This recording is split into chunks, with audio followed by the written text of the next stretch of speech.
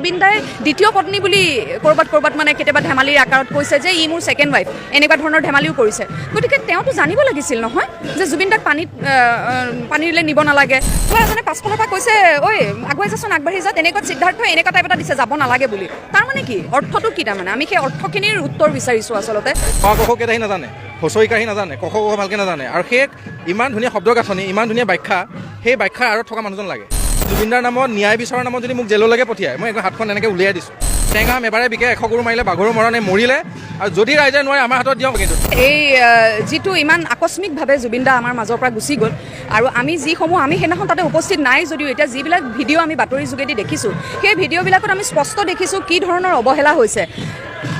আকৌ ভিডিঅ'তে দেখিছোঁ যে চিকিৎসক ডাক্তৰ হিতেশ বৰুৱাদেৱে কৈছে যেতিয়া চিজাৰ এটেক কেইবাবাৰো হৈছে জুবিনদাৰ কেইবাবাৰো প্ৰত্যেকবাৰে নেমকেৰেতে হস্পিটেলাইজ হৈছিলে গতিকে সেই চিকিৎসকজনে যেতিয়া বাৰম্বাৰ কৈছে যে তেখেতক পানী আৰু জুইৰ পৰা আঁতৰত ৰাখিব লাগে তেনেস্থলত সিদ্ধাৰ্থ শৰ্মালৈ মোৰ এটাই প্ৰশ্ন যে তেখেতকতো জুবিনদাই দ্বিতীয় পত্নী বুলি কৰবাত মানে কেতিয়াবা ধেমালিৰ আকাৰত কৈছে যে ই মোৰ ছেকেণ্ড ৱাইফ এনেকুৱা ধৰণৰ ধেমালিও কৰিছে গতিকে তেওঁতো জানিব লাগিছিল নহয় যে জুবিনদাক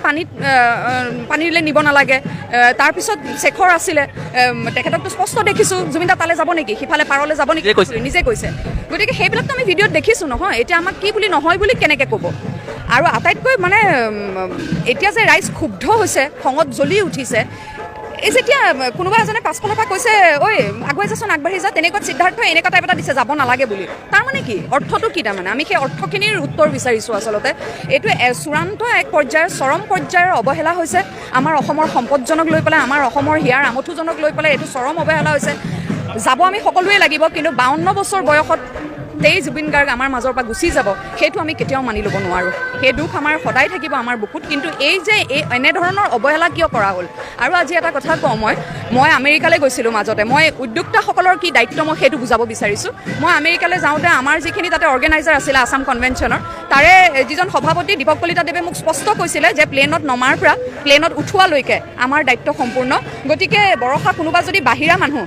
মানে অৰ্গেনাইজিং কমিটিৰ বাহিৰা অৰ্গেনাইজিং কমিটিৰো হ'লে বিষয়ববীয়া নুসুধাকে সভাপতি উপসভাপতি বা এনেকৈ দুই এজনক নুসুধাকে আমি বেলেগৰ লগত ওলাই যাব নোৱাৰোঁ সেইখিনি সময়ত মই অলপ আচৰিত হৈছিলোঁ তেতিয়া তেখেতে মোক কৈছিলে যে নহয় আমাৰ দায়িত্বত আছা আমাৰ এইটো দায়িত্ব যে আমি কেনেকৈ শিল্পী আনিছোঁ অসমৰ পৰা কেনেকৈ ভালকৈ আমি আকৌ উভতাই পঠিয়াব পাৰোঁ তেনেস্থলত মই শামকানু মহন্তক এটা প্ৰশ্ন কৰিব খোজোঁ যে তেখেতৰ দায়িত্ব আছিল নাই জুবিন গাৰ্গৰ প্ৰতি তেখেতে যে কৰিলে নহয় জুবিন গাৰ্গে ৰেষ্টে ল'বলৈ গৈছিল এতিয়াতো চবেই জানে যে তেখেতে অনুষ্ঠানেই কৰিব গৈছিলে নৰ্থ ইষ্ট ফেষ্টিভেলত